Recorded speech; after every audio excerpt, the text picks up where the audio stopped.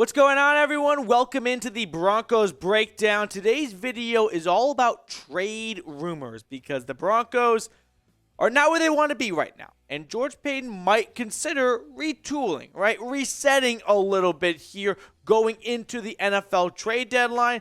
At this point, I would not be shocked if Jerry Jeudy or Bradley Chubb were to be traded. Do I want to see that happen? Not necessarily. Would I be blown away? No. But before we start talking about trades, I think it's important to set a foundation. And that is, the Broncos might want to make trades. We got to know what they're working with going into this upcoming draft class, which is 5 picks. No first, no second. Those belong to Seattle. They have their own third. Remember, they traded back last season with the Colts, or last draft, They picked up an additional third from that, their own fourth, their own fifth, and a seventh from the Stephen Weatherly trade. Now, remember that as I show you this George Paton quote from after the 2022 NFL draft, where he said, "We'll have a lot more than that, I guarantee it, by the time the draft comes around." So if you don't think these trades are even realistic, George Paton, he wants more picks. And that brings us to a crazy first trade, which has nothing to do with picks, but it might be the reason why you clicked on to today's show. And that is straight up Russell Wilson for Kyler Murray. So this outlandish trade idea comes from Colin Cowherd, where it's a fun trade in like Madden, right? Where you get to move quarterbacks around. Is this going to happen in the National Football League? No. Let's just get that out there. It is not going to happen for a lot of reasons. But I think Colin Cowherd's take is not off base, which is the Cardinals get a coachable quarterback in Russell Wilson, which they don't have in Kyler Murray, who takes weekends off when Call of Duty has double XP weekends. And the Broncos get to go young, reset a little bit with Kyler Murray, who's got an awesome arm, and that's more what they traded for in Russell Wilson. They just haven't seen it. Now, the important thing here is the money. Show me the money. It's impossible. Both these quarterbacks just signed big extensions, big contracts, $250 million. They are not going to sacrifice $90 to $100 million in dead cap. Is it worth having the conversation just abstract? Who would you rather have, Kyler Murray or Russell Wilson? Sure, that's fine to have right now. As we get ready to watch, or actually, we are recording this right now before the Cardinals face the New Orleans Saints in Thursday Night Football. So you guys will know more about how Kyler Murray faced against New Orleans as we are recording this. A little bit of time traveling right now, but still, those are their stats going into Week 7 at the moment. And here's Cowherd's trade idea: Kyler Murray for Russell Wilson. Would I do this trade? With the way Russell Wilson has played so far, it's hard to just shoot it down, right? If you ignore the picks or the contract and all that stuff, if you just had to pick a quarterback straight up, you got to go with the younger guy, right? Russell Wilson at 33, looking like his best football is behind him with the way he's played so far this year. It's not like Kyler Murray has had a fantastic start to the season, but at least there is hope for, well, if you bring Kyler Murray, again, in this mystical world, if you were to bring Kyler Murray in and you get a better head coach than Hackett or Kingsbury in this situation, and you get him focused on the X's and O's, yeah, I guess I pick Kyler Murray. This is just a crazy trade idea that's just fun to talk about because that's what we do at the Barstool, right? That's what we do when you're having some drinks with some friends. Hey, who would you rather have, Russell Wilson or Kyler Murray? I go Kyler because of the age, but let me know what you think. Pick a QB. Put the jersey number for the QB you'd rather roll with. I mean, Russell Wilson is a much more comfortable and safe bet, but that was before this season. He has not looked anything like the Russell Wilson we all remember in Seattle. At least with Kyler, you've got the youth factor and you've got the idea of the unknown of what he could become in the next 10, 15 years in the NFL. All right, let's get that crazy trade idea out of the way, and let's move on to trade rumor number 2. is Jerry Jeudy on the trade block. Now we get to more serious stuff right here. So The Athletic included Jerry Jeudy in a potential trade idea. Trade block. How about that instead? Where George Paton, if you remember, made 4 trades last year leading up to the NFL trade deadline.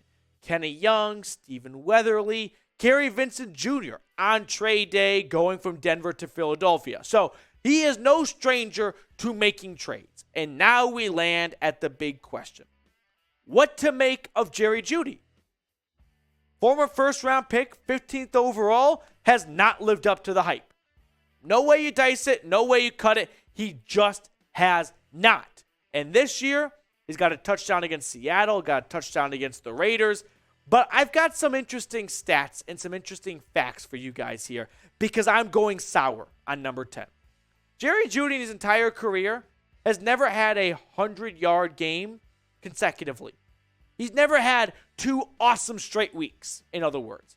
He's never had more than 3 games in his career with 100-plus receiving yards in 32 games played. 3 career games with 100-plus receiving yards. That's not what you draft someone in the first round to do. And he's never had 1 game with 2 scores. Never had a multi-score game. Those are not things you're looking for in a first-round pick in year 3. First-round picks, regardless of the position, are supposed to be guys who are so talented that regardless of the deficiencies, where in this case the quarterback, they're supposed to overcome that. Jeudy, he just has not. Last year, I gave him a big pardon because of the ankle injury. His rookie year because of the quarterback situation. This year, there's really no excuse. He's got all the talent in the world, but it's just not translating to the field. Now, the Packers have been reportedly interested in making a trade for a wide receiver. Would you do this trade? Jerry Jeudy for a 3rd-round pick. I think I would. You get 3 third-round picks. You can make one of those picks, take 2 of them, bundle them to move into the 2nd round. This team has a lot of holes right now. On the offensive line, on the defensive line. They've got a lot of repairs to make. And Jerry Jeudy does not look like a guy who's going to be here past his rookie contract. So if you don't want an extra year and a half of Jeudy, take a 3rd rounder. Take 3 third-round picks going into this draft, and you can feel much better about not having a 1st or 2nd-round pick. And with that, we go to Bradley Chubb now. Could he be on the move for just the right price? Chubb, like all NFL players, they bring their best when they're on a contract year. And Bradley Chubb so far has 5.5 sacks this year. He has been great for Denver. And he's been so good that he might get you a 1st-round pick. So here's the big question that everyone is asking right now. Does general manager George Paton want to re-sign Bradley Chubb? He gave $70+ million to Randy Gregory just an offseason ago. Does he want to put that much into Bradley Chubb, who's going to be asking for that much, if not more? Probably not. Especially, and we'll talk about this in just a second, with the way Baron Browning has played. So if he doesn't want to give the big long-term contract to Chubb, he could franchise tag him, which is probably the most likely outcome if Chubb is on this roster. But if Paton, for whatever reason, decides, nope, we're just not going to proceed with Bradley Chubb, I mean, with the way Baron Browning and Randy Gregory have played this year, that's a very strong edge-rushing duo for years to come for Denver, which makes Bradley Chubb that much more tradable. If a team is going to call and say, we'll give you a 1st-round pick for Chubb, tell me that's not a tough decision to make. With the way Denver's playing, they're not Chubb away from winning playoff games. They are much more than that. So if Paton doesn't want to if Paton does not want to pay Bradley Chubb, and he wants to reset in the draft, and someone's going to offer him a 1st-round pick that he doesn't have, I think he has to at least listen to the offer.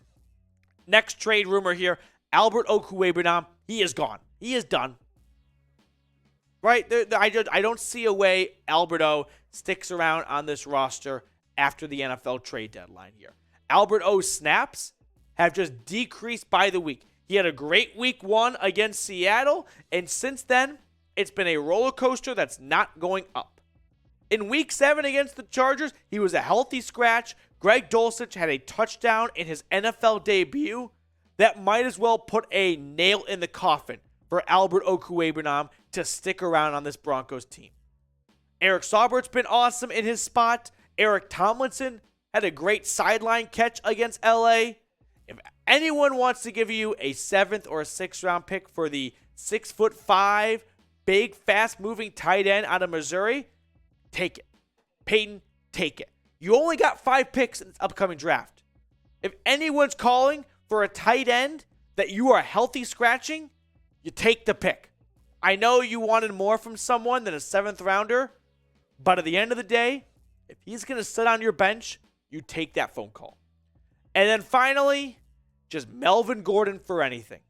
I know that George Paton Nathaniel Hackett recently reinstated him as the starter. I don't give a damn. 4 fumbles in the first 4 weeks, done. See what Latavius Murray and Mike Boone can do. And I don't say this as what I think will happen. I say this as what I would do, because I'm done with Melvin Gordon. I know that when he's not fumbling, he's actually a pretty good running back. I mean, he's averaging before last week over 4 yards per carry. But at this point, no, I'm done. And Nick, who covers the Broncos for The Athletic, tweeting out, Hackett on Gordon, we're going to have a conversation. We want to be crystal clear on everything so he knows where we stand. Melvin didn't do anything wrong. We just didn't have a lot of plays. We'll have a conversation. Yeah, that conversation went, Melvin, I'm so sorry. You can have your job back. I don't have a backbone right now. What do you think that sends the message to your locker room? If you get benched, just come talk to me, and I'll give you your job back. You're the head coach, dude. Come on. Have a spine. Don't just give Melvin Gordon his job back because he liked a bunch of tweets about being traded. Stand by your decision. Where can Melvin Gordon end up? We have seen a lot of running back trade rumors surrounding the Buffalo Bills with Christian McCaffrey. I don't think CMC gets moved. So if Buffalo looks for a consolation prize, might it be the Broncos? The Rams want to move on from Cam Akers. If the Broncos are only asking for LA to give them a bag of footballs, that could be a destination. Miami with Chase Edmonds and Raheem Mostert, they've yet to find a clear-cut RB1. It's not that Melvin Gordon is, but it's another dart to throw at the board. And then the 49ers, I mean, they've got some injury issues right there. Jeff Wilson had a fumble in week 6 against the Falcons and didn't see much action after that. So that could be a name to watch for, a team to watch for that Melvin Gordon gets moved to. All right, if you made it to the end of today's video, just drop a DB for life down there in the comment section. Denver Bronco for life. Russell Wilson has retired the Let's Ride, and as long as he has, so will we at the channel. So if you made it to the end of the video, give me a Denver Bronco for life down below.